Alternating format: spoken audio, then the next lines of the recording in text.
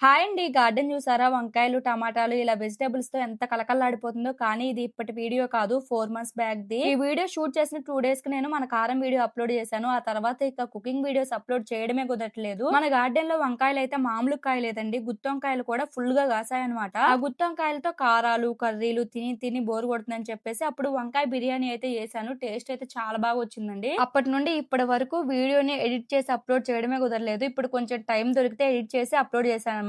Video edit చేసేటప్పుడు garden చాలా miss అయ్యామండి. అంత బాగా కాసాయన్నమాట కూరగాయలన్నీ కూడా. అయితే ఇక ఈ వంకాయ బిర్యానీ టేస్ట్ అయితే చాలా బాగా వచ్చింది. ప్రాసెస్ కూడా చాలా సింపుల్. వంకాయలో స్టఫ్ కోసం అల్లం, వెల్లుల్లి, పచ్చిమిర్చి, వేయించిన పల్లీలు, కారం అలాగే కల్లుప్పు వేసి పేస్ట్ చేసుకోవాలి. ఇప్పుడు దీన్ని వంకాయలో స్టఫ్ చేసుకోవడమే. ఇక మనకి బిర్యానీకి మెయిన్ ఫ్రైడ్ ఆనియన్సే కదా. ఆనియన్స్ ని పొడుగ్గా కట్ చేసుకొని గోల్డెన్ బ్రౌన్ కలర్ వచ్చేంత వరకు ఫ్రై చేసి పక్కన పెట్టుకోవాలి. అదే ఆయిల్ లో స్టఫ్ చేసుకున్న వంకాయలు వేసి మంచి కలర్ వచ్చేంత వరకు ఫ్రై అయ్యాక కొన్ని ఫ్రైడ్ ఆనియన్స్ స్టఫ్ కోసం ప్రిపేర్ చేసుకున్నాం కదా, ఆ పేస్ట్ లో పెరుగు యాడ్ చేసి ఈ వంకాయల్లో వేసేయడమే. తర్వాత రైస్ కోసం వాటర్ లో బిర్యానీ మసాలాలు, పచ్చిమిర్చి, కొంచెం ఉప్పు, ఆయిల్ వేసి ఉడికించుకోవాలి. 80% ఉడికితే చాలు. ఇక ఫైనల్ స్టెప్ బిర్యానీలకి మట్టి కుండ ది బెస్ట్ ఆప్షన్ అండి. ఫస్ట్ నెయ్యి వేసుకొని స్ప్రెడ్ చేసుకొని రైస్ ని ఒక లేయర్ లాగా వేసుకోవాలన్నమాట. దానిపై ఫ్రైడ్ ఆనియన్స్, పుదీనా, ముందుగా ప్రిపేర్ చేసి పెట్టుకున్న వంకాయ గ్రేవీ కూడా యాడ్ చేసుకొని మళ్ళీ రైస్ ని యాడ్ చేసుకోవాలి. అలా సేమ్ ప్రాసెస్ లో 2 లేయర్స్ చేసుకొని ఫైనల్ లేయర్ పై